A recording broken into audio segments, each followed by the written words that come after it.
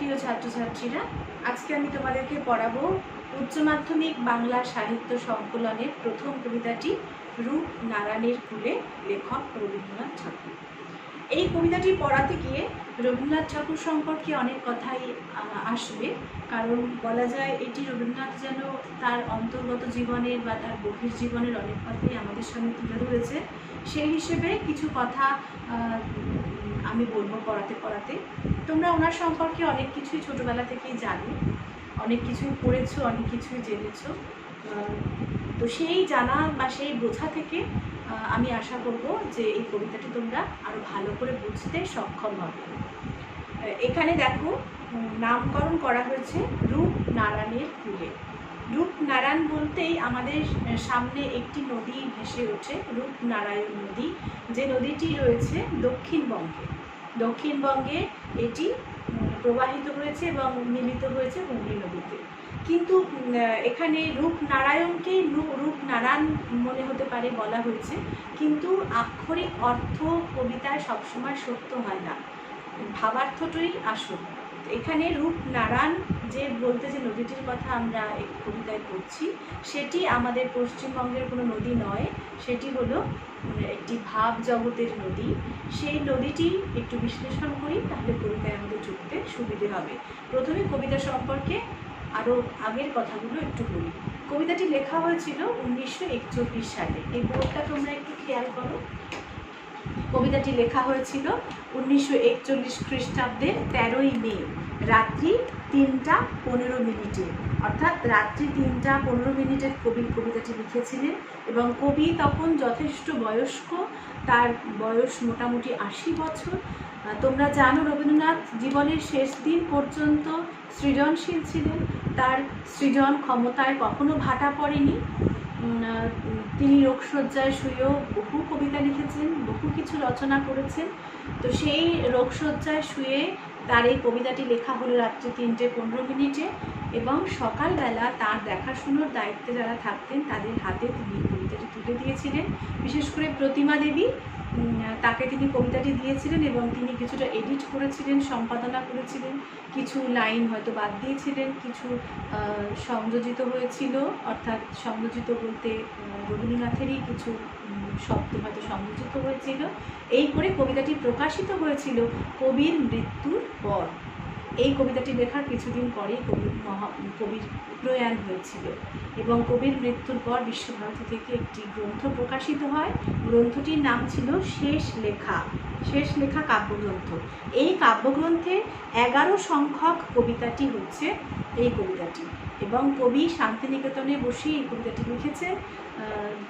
তোমরা জানো কবির মৃত্যু হয়েছে কলকাতায়, অর্থাৎ তার মৃত্যুর কিছু আগ দিয়ে তাকে কলকাতায় আনা হয়েছিল চিকিৎসার জন্য, কিন্তু কবিতাটি লিখেছেন শান্তিনিকেতনের উদয়ন গৃহে। এই হলো কবিতাটির লেখার কিছু তথ্য। এবার আমরা চলে আসি কবিতার পংক্তিগুলোতে, যেখানে কবি অনেক কিছু বলেছেন আমাদেরকে। আমি একটু কবিতাটা পড়ছি। রূপনারায়ণের কুলে জেগে উঠিলাম, জানিলাম এ জগৎ স্বপ্ন নয়। রক্তের অক্ষরে দেখিলাম আপনার রূপ, চিনিলাম আপনারে। আঘাতে আঘাতে, বেদনায় বেদনায়, সত্য যে কঠিন, কঠিনেরে ভালোবাসিলাম। সে কখনো করে না বঞ্চনা, আমৃত্যুর দুঃখের তপস্যা এ জীবন। সত্যের দারুণ মূল্য লাভ করিবারে, মৃত্যুতে সকল দেনা শোধ করে দিতে।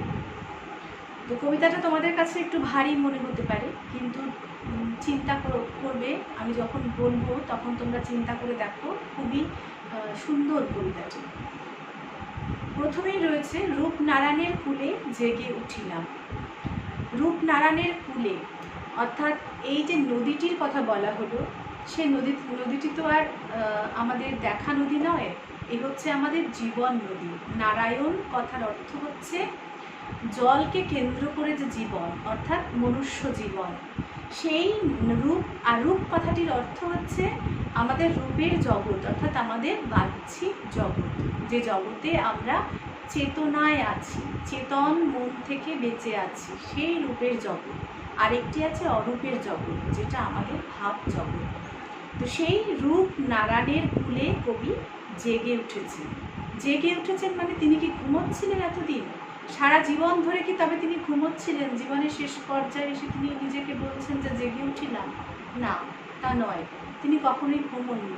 তিনি জীবনের মধ্যেই থেকেছেন বারবার, জীবনকে আঁকড়ে ধরেছেন, জীবনের প্রত্যেকটি বিষয়কে কেন্দ্র করে তিনি বেঁচে থেকেছেন। তার সৃজন ক্ষমতার প্রকাশ ঘটেছে। তিনি সামান্য ধূলিকণাকে নিয়েও যেরকম সংবেদনশীল ছিলেন, যেরকম তিনি তার সৃজনের মধ্যে তিনি ব্যবহার করেছেন তার ভাবকে, ঠিক সেরকমভাবে মনুষ্য জগৎ, গাছপালা, এই বিশ্ব ব্রহ্মাণ্ড কোনো কিছুই তার কবিতার মধ্যে, গানের মধ্যে, উপন্যাসে, ছোট গল্পের কোনো কিছুতে বাদ থাকেনি।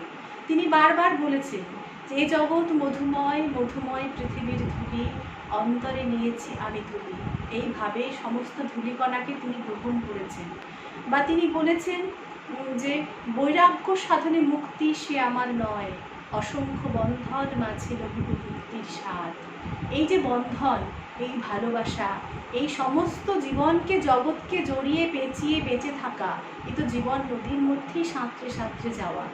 তবে কি হয়, বা এই জীবন নদীর মধ্যে যখন আমরা নিমজ্জিত থাকি, যখন সাঁতরাতে থাকি, তখন হয়তো এই জীবনের স্বরূপ বা জীবন নদীকে আমাদের বোঝা হয় না, বা নিজেদের ভেতরটাকেও সম্পূর্ণভাবে, সামগ্রিকভাবে পড়া হয় না।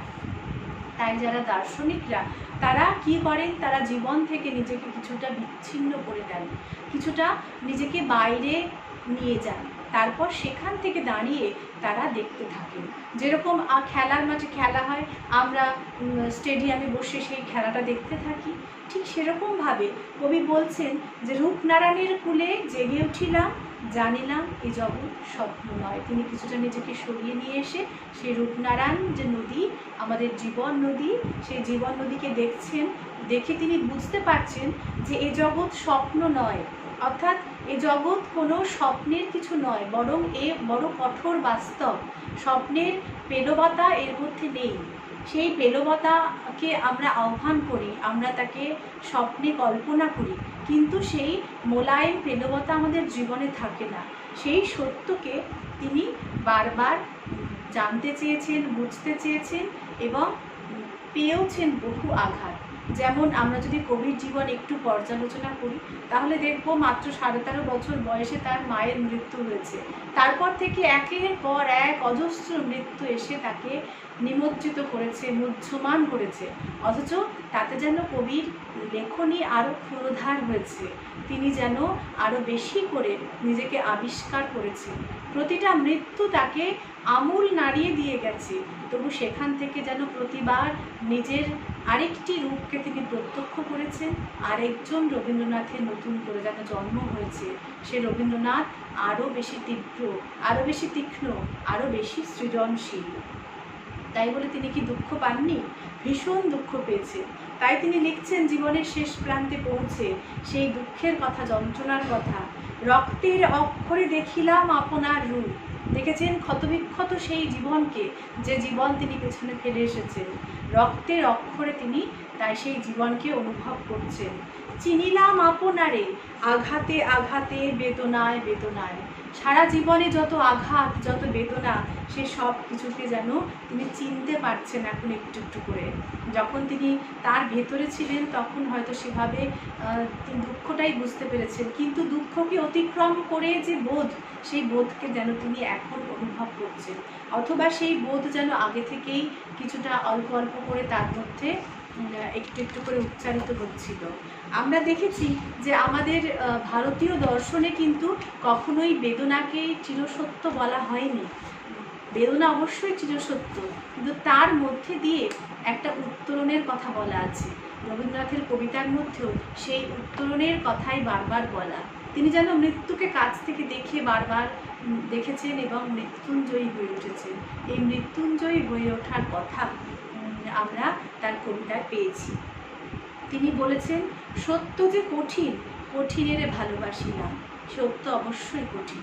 সে সত্য আমাদেরকে কোনো ক্ষমা করে না, আমাদেরকে কোনো রিলিফ দেয় না, আমাদেরকে কোনো আনন্দের পথ, মানে খুশির পথ পথের কথা বলে না, বরং আমাদেরকে অনেক বেশি দুঃখের ভেতর নিয়ে যায়।